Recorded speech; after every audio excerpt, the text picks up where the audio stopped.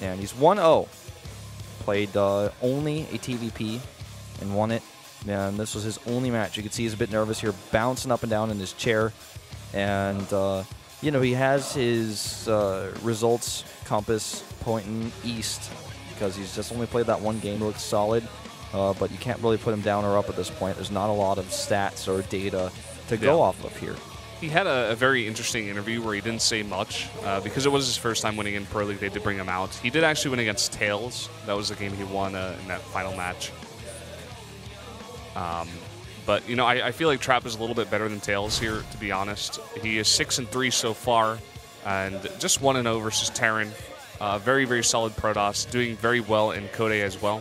He's going to go up to Code S, and we'll see how this turns out. You know what Tails is as a player is like an episode of Yu-Gi-Oh! Or something where he's like, aha, well, you didn't understand that I have this. You know, like his build is like so planned out and so different from everybody else. It's like so step by step, and everything has to go just right, and everything just goes his way. And the fact that Salvation with a lack of experience is still to beat a player like that is pretty solid. But Trap, completely different Protoss here. It's going to be tough.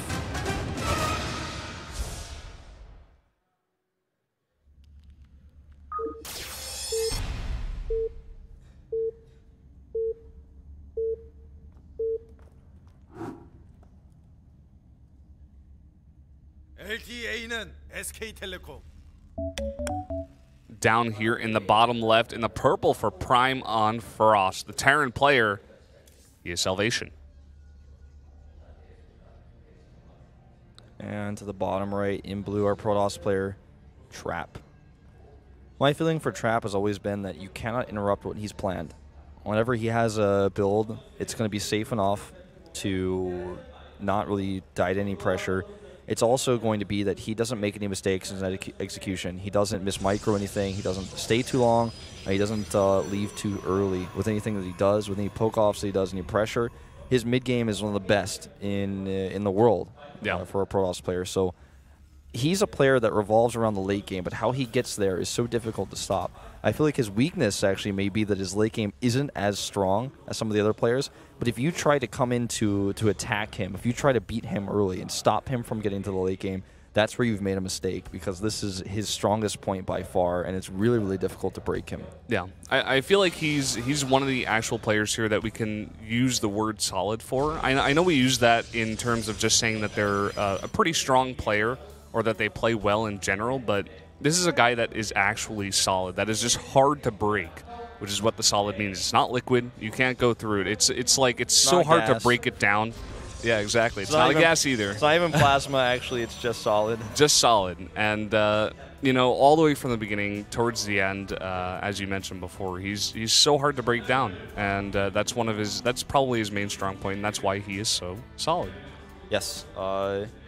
Now, on a map like this, I think this is the reason why we see him on this map too, because on this map, you're far away from your opponent. Anything they want to do to try to pressure you is actually going to be even harder to execute, which gives them that extra defensive ability.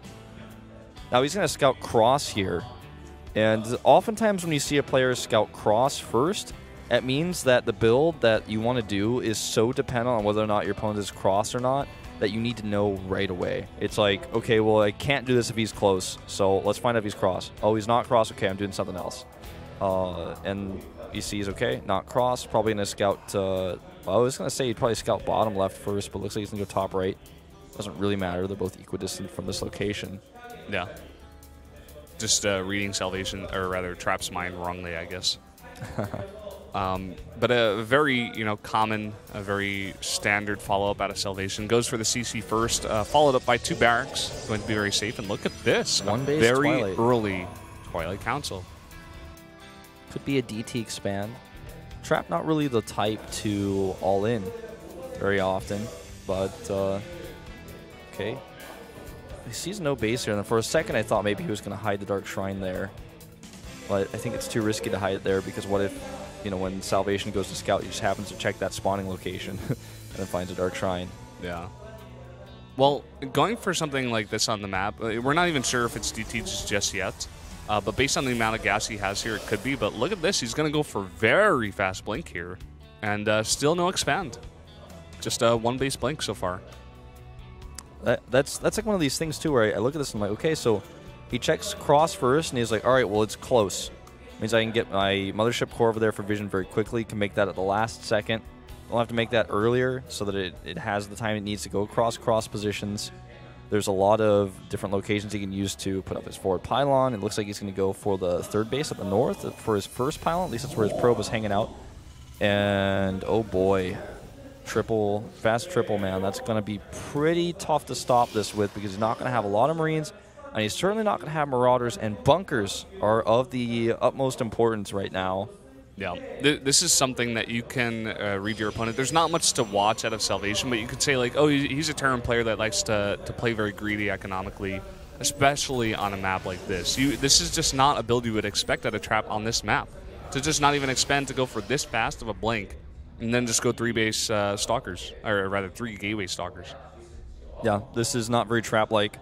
And that's what makes it strong. Now, seeing that mothership core move out at this timing is a pretty big tell, and does not see the second Stalker, nor does he see the Nexus, but he can't be sure. He starts an eBay and Stim here, and of course he's already got that second barracks going up, but he's really, even after seeing the mothership core, he's really not able to identify what's happening.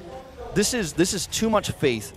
This is actually just too much faith in Salvation in the stylistic play that we've seen from Trap right now. You put too much faith in that, and sometimes this happens. Blink Stalkers on the main base, 1 Marine down already, 2, and there's just way too much DPS output here.